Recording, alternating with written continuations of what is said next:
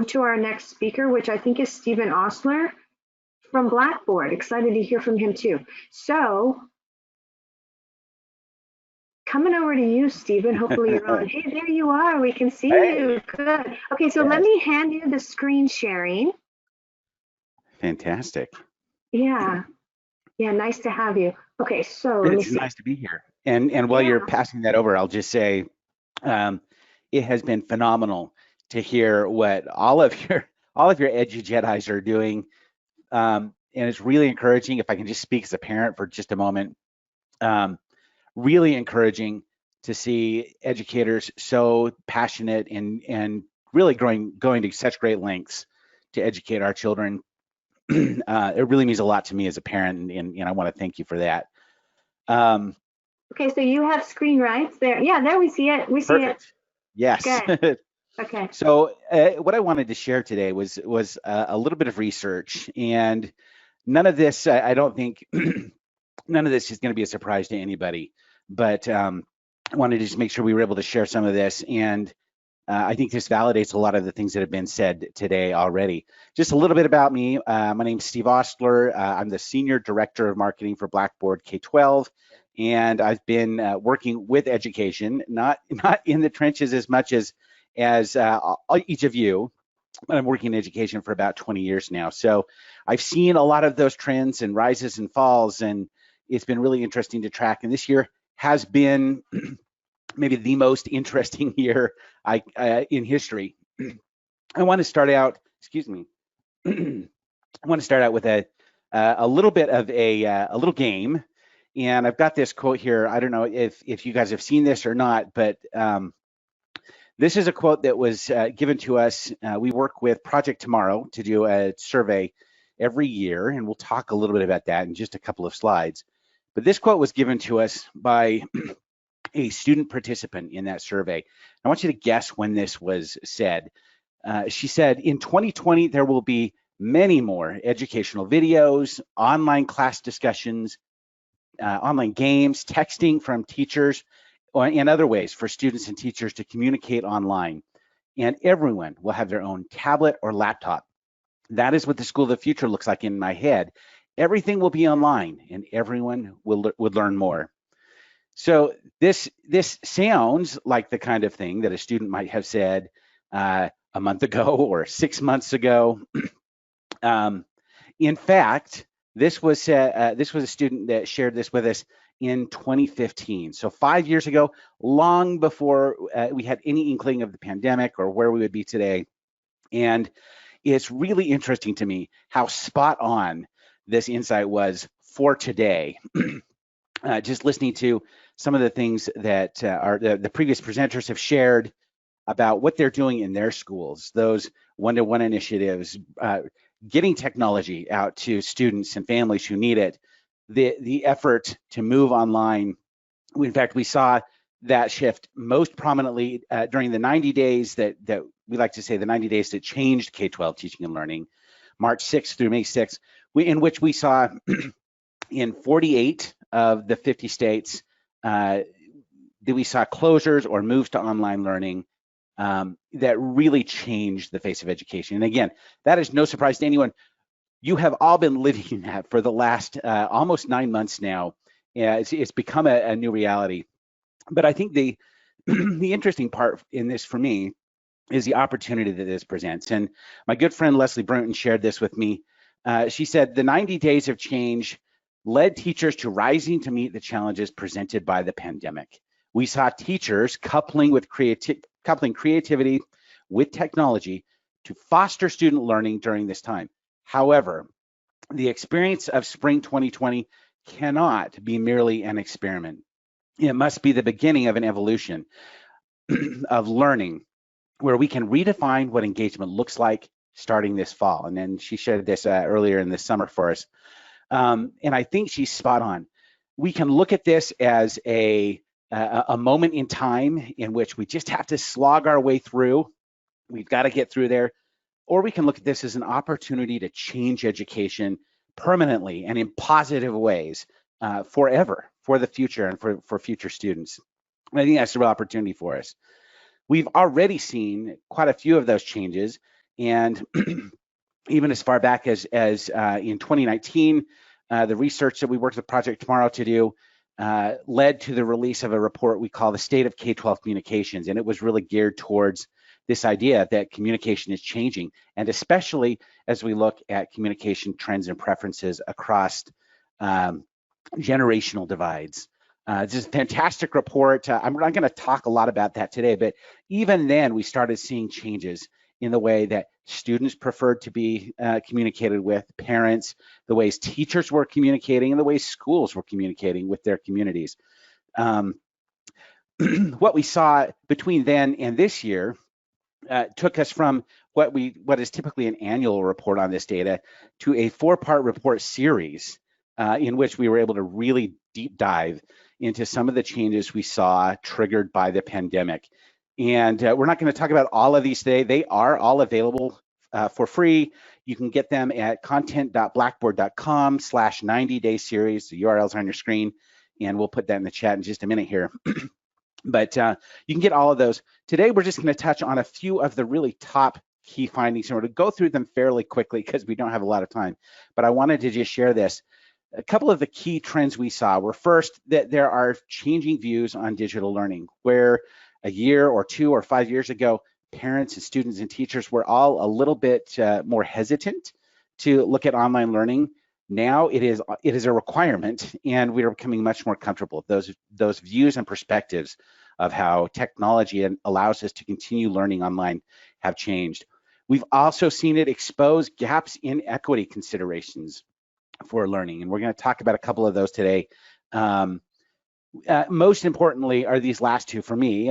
We have seen an increase in the importance of effective student and teacher communication. And for those of you that hear those words, teachers and students communicating, you start thinking about text messages and social media direct messages. And for some of us, myself included, that makes us a little nervous. There are appropriate ways to do that, and we're going to talk about some of that in just a second too. And finally, we're seeing a shift in the roles and responsibilities of education, where historically it has been the responsibility for educating students has been put on administrators and on teachers, on staff, even on parents to push students through this educational journey. We are seeing a steep increase in students wanting to, and in parents and education community broadly, wanting students to own that educational journey more and more on their own, taking that responsibility on themselves. We're going to touch on just a couple of these data points just briefly. In fact, in the interest of time, I'm going to skip over some of this.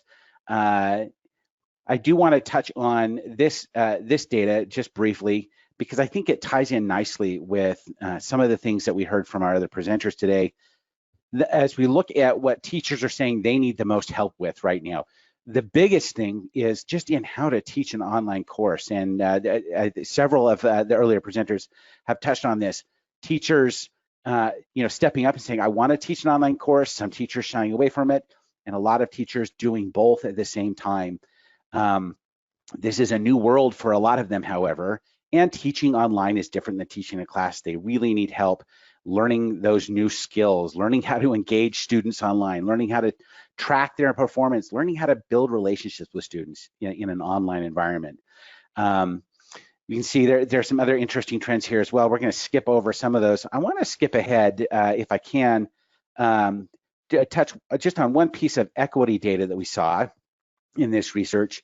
And as we looked at social emotional well-being of students, which is a topic that's near and dear to my heart, we saw, as a result of the pandemic, really put a spotlight on this data, on these gaps in social emotional wellness for students, really along racial and socioeconomic divides. Students in majority white schools, we saw an increase of students who felt comfortable in schools, who had a teacher that they could trust and rely on and reach out to, that felt like their school cared about them. Especially when we compared that to majority minority schools, we saw some gaps here, and that's really important because this plays such a key role in students' ability to learn. And I think raises some interesting questions about how do we overcome our own biases? How do we as institutions work to provide equitable attention for all students?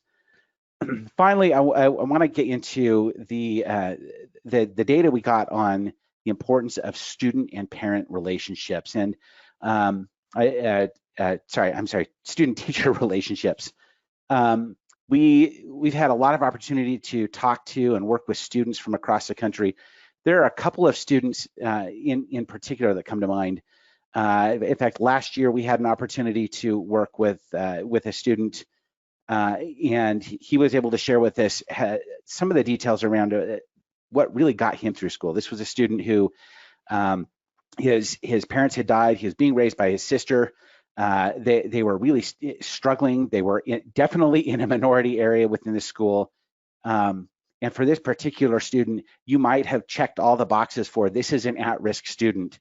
And he was able to share with us that it was really a couple of teachers in particular who took time to reach out to build strong relationships with him that got him through school, got him through successfully, I should add. He graduated, he's now in college, but that relationship is really important to him. And the communication between teacher and student for him were really important, and he wasn't alone.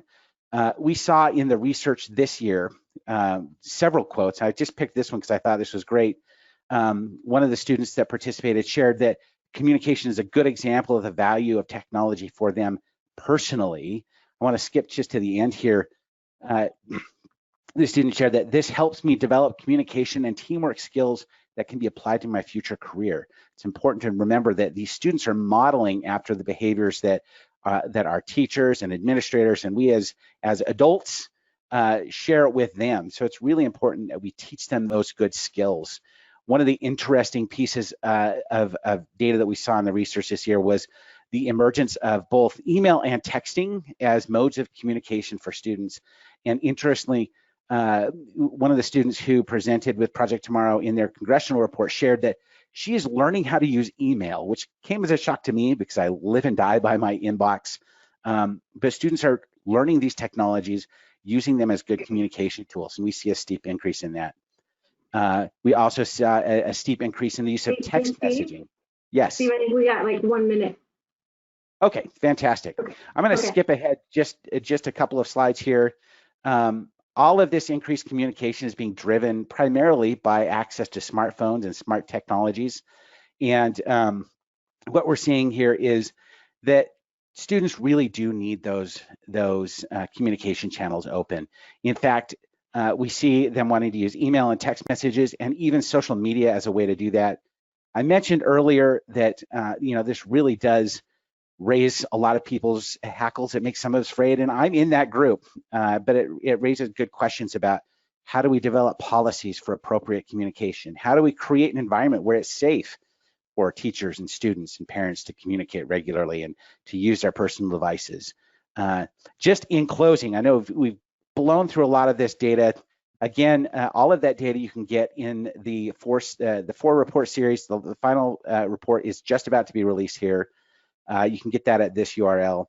And I do just want to close by saying that at Blackboard, we're very aware of this need for communication. And we just this year, just a month or so ago, in fact, released a product called Blackboard Reach, which is designed to provide a space for teachers and students and parents to communicate in a moderated format, in a way that provides administrators access to oversee those messages, make sure that everything's appropriate, that records them so that nothing happens in the dark, but opens up those channels of communication so that when students and parents and teachers have questions for each other and they really need to get everyone together, we have a space for them to collaborate and communicate in a safe way. And happy to answer any questions about that offline if anyone has any.